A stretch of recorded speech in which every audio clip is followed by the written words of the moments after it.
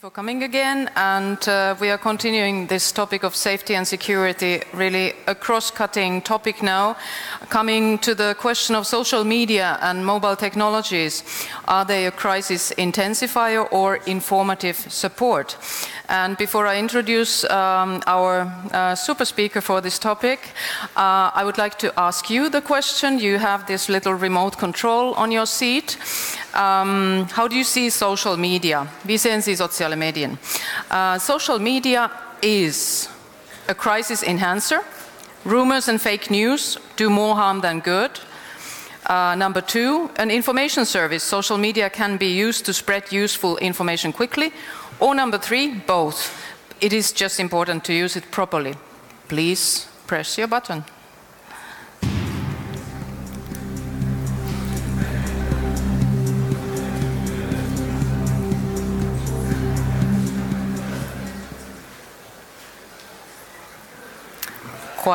Quite a predictable result, I would say, but maybe there is some bread on the butter of Percy. Percy von Lipinski is president of Travel Media Group. He's uniquely qualified as a former diplomat, award-winning reporter for CNN Travel, where he was known as the CNN travel guru. And he's passionate about the perfect marriage opening up for tourism and social media. He has broadcasted that for the first time ever, this new media opportunity can let even the tiniest countries compete head-to-head with the biggest markets in the world at little to no cost. This is a big promise to be made and to be given. And the question is, how is social media to be seen in this context? Percy, welcome. The stage is yours. Thank you. Thank you.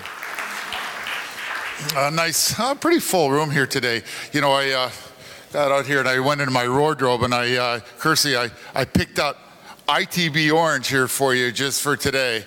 So that was a hard find. I'm going to get a little dirty first, okay? The first thing I gotta do is I'm going to do some work in here. So get myself unchanged. There we go. Thank you. Got one more to go. Hold on here.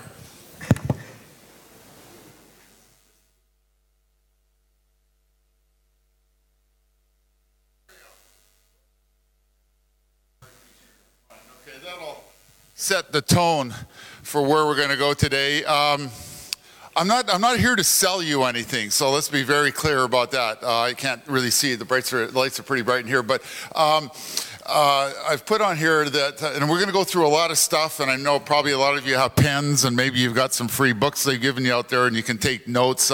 It's 2017, you don't need to take notes. If you just shoot me an email, I'll send you these very notes that I'm reading off here today in my presentation on the laptop and on the screen up there.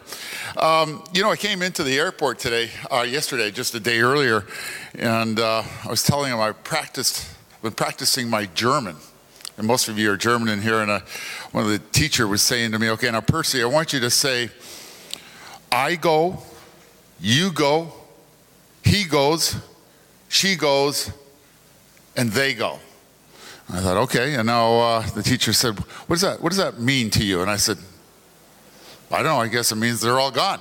Yeah. The teacher just started laughing and said, boy, we got a long ways to go to teach you some German.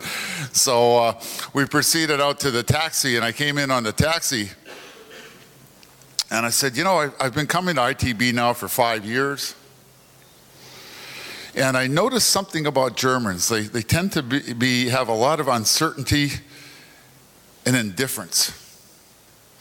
And the cab driver looks at me and he says, I said, well, why is that? He says, I don't know, and I don't care. Supposed to laugh. All right. So listen, I've been doing this for 5 years in a row, and Percy said that I'm very passionate about the role that social networks can play for helping out particularly smaller destinations and hotels and whatnot. It's always been a big boys game to advertise on networks like CNN and Fox and all the other networks out there. And the German ones, you've got to pony up at least millions of dollars, and social networks allow us to bypass that in a very effective way. So we're going to theme around that. And primarily though, this year I'm going to be talking about how we're going to use those media networks to be able to recover after a tragedy. Now, in my world, we use the word negative event. Negative event obviously refers to something bad that's happened to you. So that could be, maybe the rest of you might know it more commonly as a disaster. Okay, so that could be anything from terrorism to a plane crash, train crash, boat sinking, virus, assassinations, bullets flying. You know, when that happens to countries, it's a very bad thing, and it obviously affects the tourism in a very negative way. There's no way around that. There is going to be pain. So I'm going to spend a little bit of time today talking about how we can shorten that process and get back to a total recovery mode, or a TREC as we call it in the industry, okay? And while I'm talking, by the way, I'm happy to take some questions, although most of them I can answer outside after my presentation. Usually I get outside there and I've got quite a few people asking me questions. I'm going to ask a question though. I'm going to, just so I know where to put this conversation today that we're going to have. I'm going to ask you an unusual question. I want you to just put up your hand if you know the answer.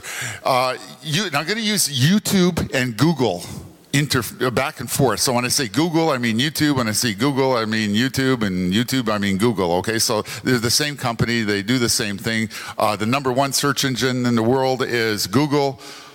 What's the #2 search engine? YouTube. How about the #3? Nope, Google Maps. So they have 1, 2, and 3. They own about 90% of the search market. So I'm going to use them, mix them up a little bit. But before I do, I just want to ask this one question. When you load a video up to YouTube, if it's really popular and it's doing well, they have a way to try and find out if you're scamming them. They freeze it at a certain number of views. Does anybody know what that number is? Take a guess. Just, you don't even need to tell me. Just put up your hand if you happen to know. That's a number of views before YouTube says, whoa, there's something wrong here. We're going to slow down this video and just freeze the view count until we're certain that it's a real, those numbers are real. All right, well, I'll tell you what it is. So that tells me there's not a lot of people that do this. That number is 302. Nobody seems to know why. Somebody apparently just made it up at Google. So before we get going, I'm going to tell you that everything I'm going to tell you today, a lot of it's our trade secrets. It's the stuff we know in the industry, so you're going to learn a lot. I will not get through this presentation today because it's longer than I'm able to do in 30 minutes. So when I get cut off, we'll talk outside a little bit more, and just shoot me an email and I'll send you the whole presentation. As I had predicted on this stage, on this very stage 4 years ago, consumers continue to prefer video before they make a buy decision. It's no coincidence. We see all the other social network sites like Facebook and Twitter and Instagram all incorporating video onto their sites at a fast pace, something that Google's been doing for years with their YouTube product. Good online video is more important than ever. Before people buy, they want to see a video, but they want to see good video. So that doesn't mean you can take your camera and just do this and go and filming and have people expect to react to it. It's got to be good video, and we'll go through that in a few minutes. People buy off a video because they assume when they see a video of a hotel that it's real. There's some real connection there. It isn't a bunch of Photoshop pictures of a beach where they've taken, the sky from one shot, Photoshopped it into a rainy, crappy beach that they may have on their own place, or vice versa. It's easy to Photoshop. It's not that easy to fake it on a video. So there's a sense of realism, which is why video tends to be more accepted in the world of travel. And I should say this, I am paid by Google. I get a lot of money from Google every month for my videos, so full disclosure, I am a little bit biased because I do quite well by YouTube. Cable and network TV are over, or they're on their way out. Fewer, no matter what they tell you, no matter what you see on TV, no matter what you see on CNN or Fox or anybody, the viewing numbers are going down, The number of people watching are going down, and the prices to buy those viewers, the amount they pay for a viewer, is going up. So, you know, famously every year we see the Super Bowl ads. You know, it's the thing they talk about for about 6 months before the Super Bowl. What are the Super Bowl ads going to cost this year? I think they started out maybe 10 years ago or so. They were about $2 million for 30 seconds, or they crossed the $1 million mark, and people just went, well, that's just crazy. I mean, paying $1 million for 30 seconds of a TV ad, and I think this year they went for $6 million. But the crazy thing is, Super Bowl may be a bit of an exception, but the crazy thing is, prices for cable and network TV advertising continue to go up, and the number of viewers watching it continue to go down. And as they all move over to to various online sources such as YouTube, of course, and Netflix and Hulu. I'm sure that if we did a poll, and so I don't have the ability to do it, but I'm sure if I did a poll in this room, because it's always been this case, the number of people watching cable TV shows or having a cable connection to watch TV is going down steadily as people cut the cord because they don't want to pay the $100 a month, right?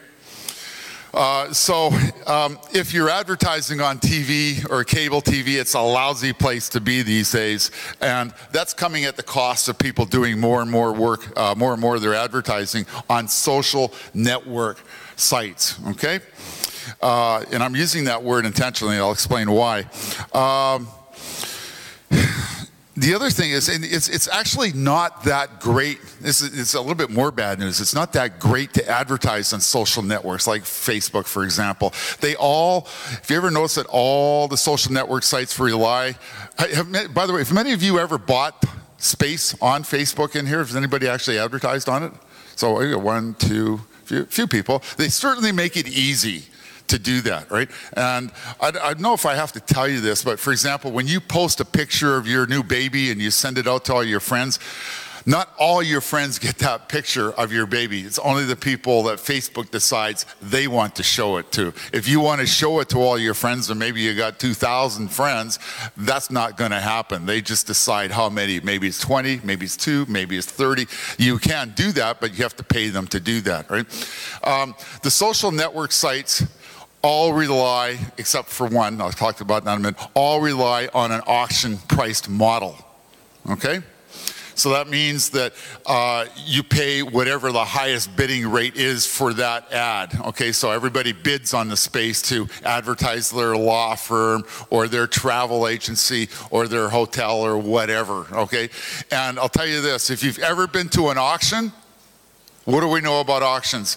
As soon as you walk into a room with an auction, the more people in that room, the higher the price is going to be and the lousier the deal is going to be, okay? And the internet is the ultimate auction because you can't really see how many people in a room are bidding on that space that you're bidding on to place your hotel, your city, your destination. So I will tell you this, whatever price you're paying, it's going to be really high. And in 99% of the cases, probably too high. Now I do have an answer for you, so I'm not going to just paint a black picture here for you and give you the bad news. I'm going to give you some good news here in a minute.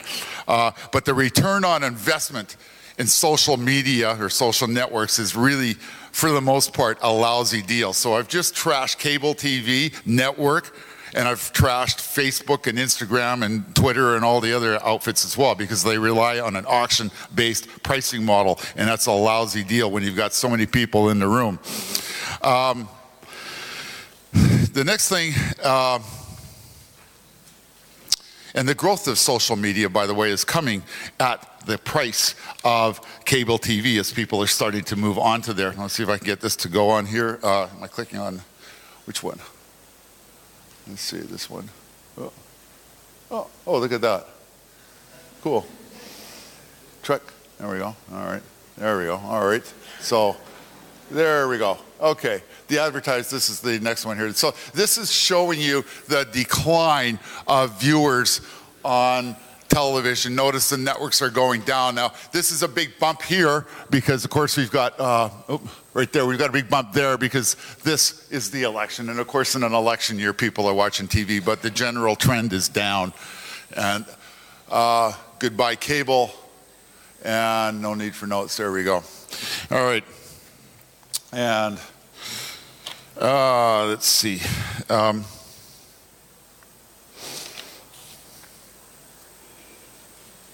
Next thing I want to do is just, let's just do one thing. Let's just dispense with the words social media, okay? I'm not gonna, you probably may notice I've been using the word social network. The reason that we have the word social media is because when social media was first discovered a few years back now, back in the early days, 10 years ago or more, the companies knew that they had a marketing problem. They knew they were gonna have to sell advertising, and they knew they were gonna get some of that advertising from big media companies.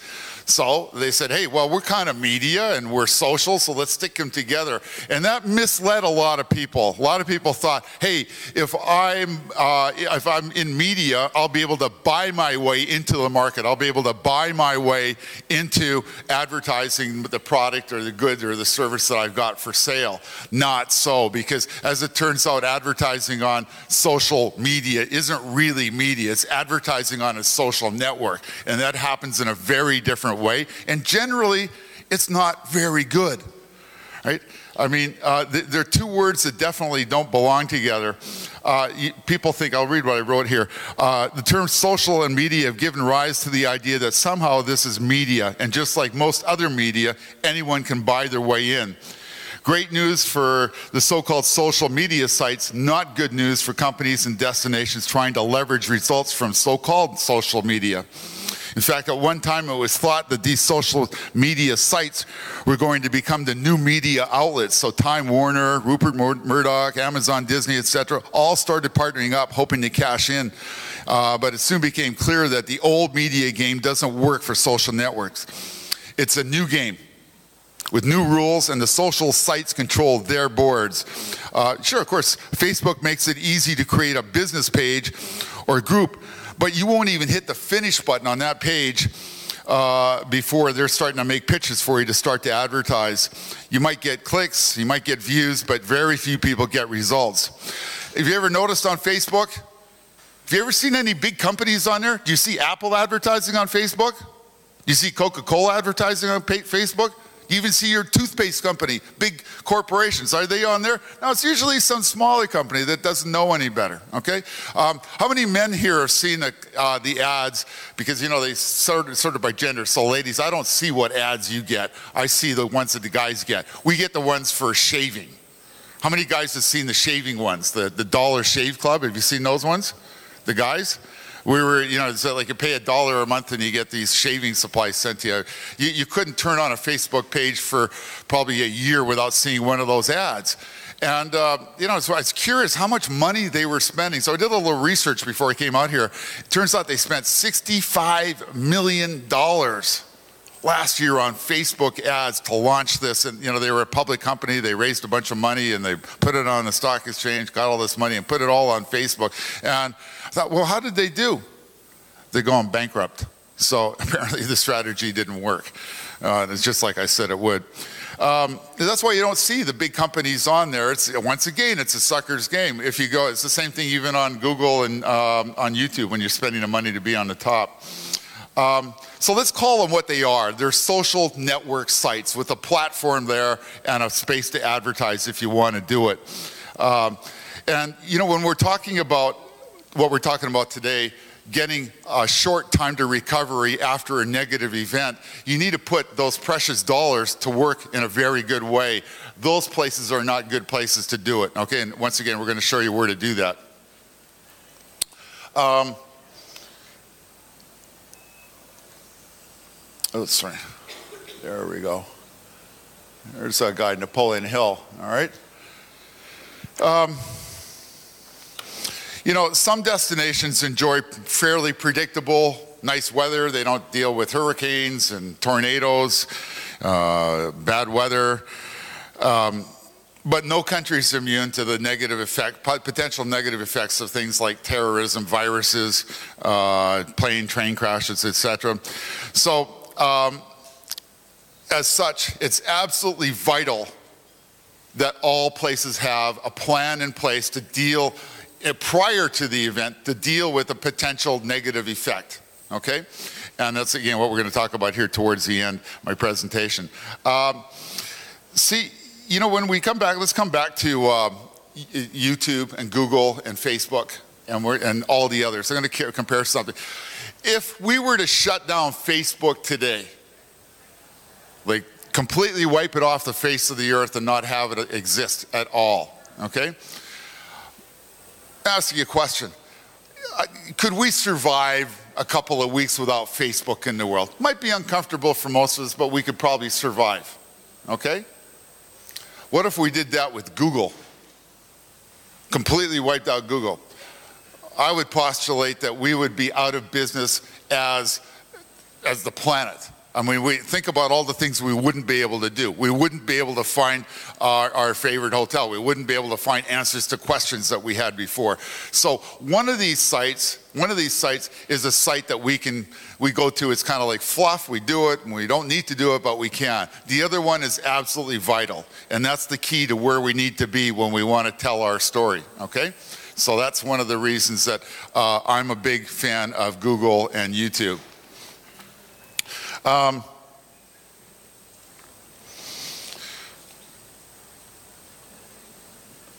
Nobody does search better.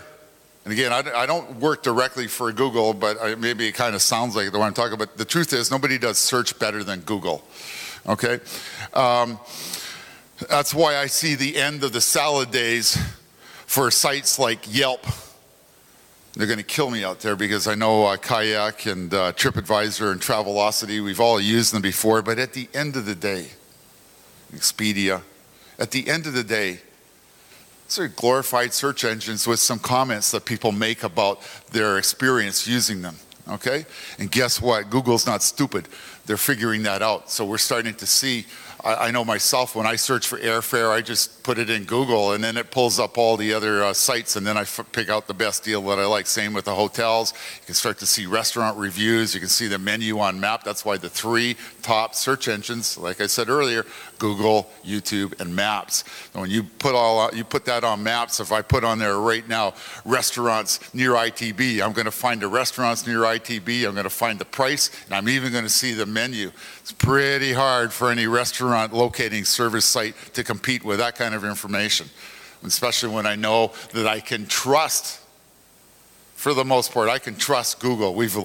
Google spends a lot of time and a lot of money making sure you trust their results. The #1 employer of PhD mathematicians in the world, is the CIA. But the #2 is Google. Over 5,000 PhD mathematicians work at Google to make sure that your search results are exactly what you were expecting. And that's pretty tough to compete for any other company. The only way that you're going to see the demise of that system is if there's some government regulations in there at some point that prevent that. So they're all these other search sites, you know, Yelp, TripAdvisor, and Kayak, they will come up, but they come up under the Google banner. So it'll be Google on the top and all those little guys playing the game before, and some of them may survive. They're going to have to really start getting creative, but every time it's like plugging the dike. Every time they plug their hole in, there's another leak somewhere else. They're having a hard time financially, and I'm going to predict on this stage right now that most of those companies aren't going to be here in the next 5 years that I come here. So let's go back to Google and YouTube. Oh, there's the big Facebook, Google. There's my company there, my YouTube. Takes about 2 years on YouTube. Now remember, when you're working with YouTube or Google, when you're working with YouTube and creating content for them, they're evaluating you and your product. Now, it's not like there's a team of people that are doing that. There's software doing that. So they don't really have anybody that's going to be sympathetic to your story or hear your case. They're just going to watch and listen with their robots online to see where you are. And over time, as you gain the trust of YouTube, they will start to rank your video higher, okay? And that's important because Google decides its search rankings, Google decides its search rankings on a number of factors, almost all of which are not able to be influenced by SEO experts, because once again, those 5,000 guys that are with their PhDs are sitting there working against you trying to scam their system. It's important to do what they want you to do, but it doesn't work if you're trying to game the system, okay? Because they know that. And if you do try and game them and they figure out that you're trying to game them, they're going to spank you and put you at the bottom and you'll never come up again, and they don't care, even if it ruins your business. It doesn't matter to them.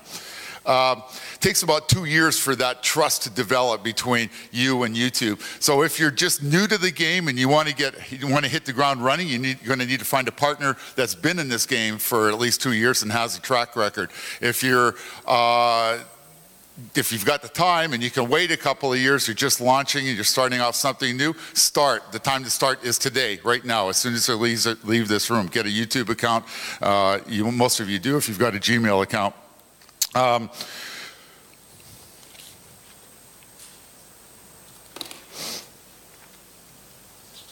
And by the way, coming back to Facebook again, the only way you can be seen on Facebook, to be guaranteed to be seen, is you've got to pay.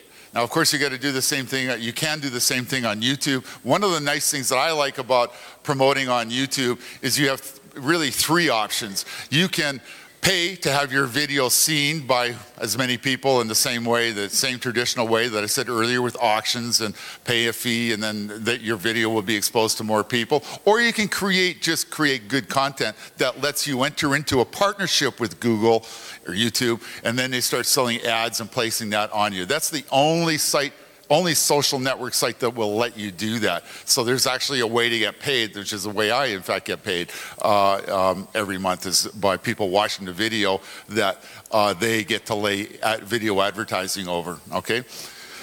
So for that reason, you've got a way to be able to create content. Not everybody's going to get paid when they make a video because you need a lot of views and you got to create content that YouTube really likes. And I've actually got that in my presentation. I don't think we'll have a chance to get into it, but we'll take a look at it if you want when I send it to you. And then I got some really good news here. By the way, Facebook's having some fun right now. They've got live video. How many have done that before? How many have done live video on Facebook? Yeah? Okay. How many have tried to find a video on Facebook at one point? Oh, what about that video on so-and-so? Have you ever tried to search anything on Facebook? It's a nightmare. Can't do it.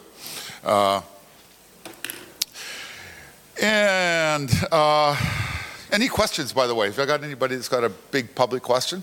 No? No? Okay, good.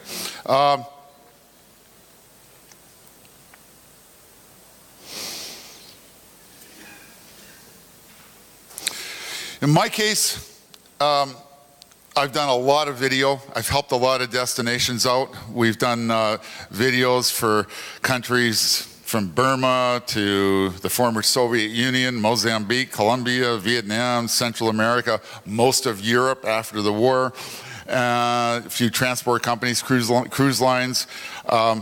All had at one time fallen off of the abyss and had a problem that we've had to go in and fix up using social media, social network sites, in our case primarily with YouTube. And one of the things, by the way, right now, YouTube has not found yet their YouTube star. The younger people will know, especially the ladies will know about the YouTube stars that have the hairdressing stuff going on. The guys will know about the gamers and the unboxers and the PewDiePies and all that. They're famous. These people make lots of money and they're well known on YouTube. They're the YouTube stars. They're in certain categories. I've just named them off. We've got makeup, unboxers, gamers. We don't have a travel one yet, so that position is wide open. I'm not sure why it isn't. I guess we haven't found the right person to fill that role. So somebody out there, maybe the person's in the room today, will be the next person to create the travel video. And you can actually search travel videos on YouTube and you'll see there's no really one person that's doing it and doing it well. There was a guy a few years ago, can't remember his name, but he's disappeared. So right now, that's a spot looking for somebody to fill, and it should be an awesome position if you could do it. You know, and this coming back to Facebook, there's really, you know, you can right now if you do a video and you put it on Facebook, you'll get featured. They'll put you in the news feed, and you'll be really popular for a while. But that's a limited game they're playing. That game ends around 4 minutes to midnight. Whenever they've had enough video and they figure they've got enough people doing it, they'll stop. The one bad thing about both Facebook and television is when you do videos for those operations, you do the video, you might get a few hits. It's like being on TV. When I had my show on TV, I'd be like famous for a day. When I did a story in Costa Rica, everywhere I go, oh, hey, you're the guy in Costa Rica. We saw you, playing with the sloths in Costa Rica. 2 weeks later, they kind of, everybody go like, what video, what sloth, what, it disappears. Not only does it disappear, you can't even find it anymore. YouTube, it stays on, and it's like a really bad ex-girlfriend. It just stays there, and stays there, and stays there. It's always around, right? And that's actually a good thing, because in a few years, that video will start to pick up, and that's what YouTube loves. YouTube loves videos that go on and on and on. They hate viral videos. You know what those are, right? The videos that go and they're really popular. They hate them. Why? Because they don't have any way to lay advertising over a viral video. Nobody knows about it yet. They don't know if it's real. They don't know it's fake. So all they get is they have to put out a lot of bandwidth. They have to spend a lot of money. They have to service that video and get it out to millions of people that are watching it, and they're not making any money. So it doesn't really work for the people that are watching it. It doesn't work. The only people that benefit from it, I guess, is the guy that made the video. How much time have I got? Because I don't see, oh, there's my clock there. So what I'm going to do is just zip through this really quickly. I knew I wouldn't have enough time to get through this.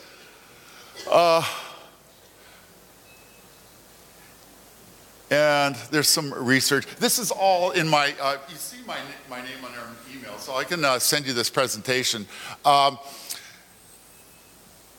These are 11 ways that we've used to sponsor events for YouTube to make your total recovery event much shorter. Can everybody read that, or do I have to read it out? Is that readable from where you are? Yeah?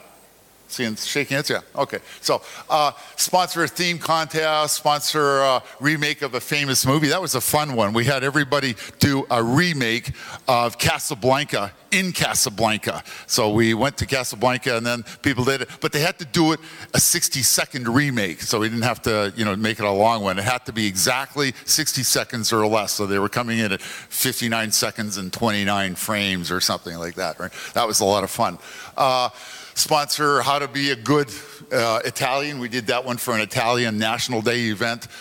Sponsor an online language class so people could learn your language online. These are things that are fairly easy to do. They're not a lot of money. But I will tell you this, it's very hard to get an ad agency to sign in to help you on anything to do with YouTube or any social network sites, because usually these are small operations that you do in-house. And ad agencies, they make money when you buy ads in magazines and on television and on big operations. They don't make any money when you're doing a little YouTube project like this. So you don't expect them to support this or to give you any help when trying to put something like this together. The last thing, as I come up, I've got just a couple seconds. I just want to talk very quickly about fake news. Having spent many, many years at the CNN newsroom, I can tell you, first of all, wake up everybody. We've always had fake news. We just didn't know about it then because we didn't have social media, okay, or social network sites. So it's always been there. Back when Kennedy was president of the United States, we know that Kennedy was having a lot of stuff going on in the White House. He was fooling around, he had girlfriends, he had all, but the media kept quiet about it because it was a deal. We'll keep quiet about it, we won't talk about it, we'll let and you tell us a story. So we always had an agreement between the media and the president and the media and whatever the particular story was. It's just now we're all aware of it, okay? So what that means for us as consumers of news, we're all gonna have to learn how to be our own critics. We're gonna have to look at it. We're gonna have to do really what a judge and a lawyer does when they take law in law schools. We have to learn how to get to the truth and make that decision ourselves. Before that decision was made for us, That's not a good thing. It's never a good thing to have somebody else tell you how you should think. So now I want you all to go out of this presentation today and learn how to think when you're when you're reading and watching the news. Put the story together yourself, look at all the facts, and then come to a conclusion. Try to take your own biases out, no matter how much you like or hate President Trump. Try to take that out of the equation and then come up with what you think might be the logical answer. That's what a judge does every day. They hear both sides of the story, they get all the facts, and they put it together and they make their decision. Thank you very much. The rest of this is at that email. I'm going to say it one more time. Put that name down. I will be standing right out there to talk to you, and I will not leave until I answer every single question, okay? Thank you very much, ITB.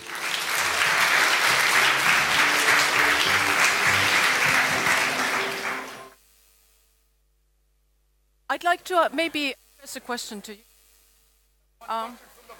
I'd like to address one question to Percy, just to, make... She's important, so stick around for a minute. Okay, go ahead, Percy. We had in the session before, we had this message like to destinations to, do more marketing, do more communication. And on the other hand, we have got these like traveler tracking systems in business travel and everything.